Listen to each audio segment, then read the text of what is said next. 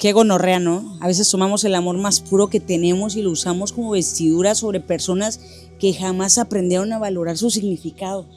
Vestimos de gala a quien apenas sabía caminar entre sus propias miserias, güey.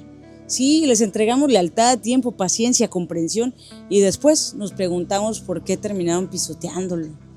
Pero la verdad es esta. No todos merecen vestir de gala en tu vida.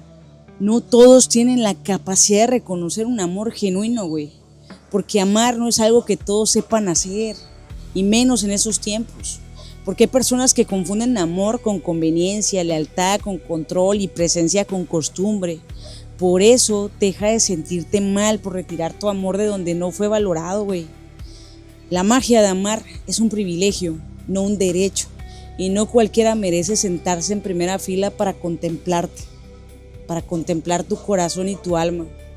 Pilas pues, ánimo.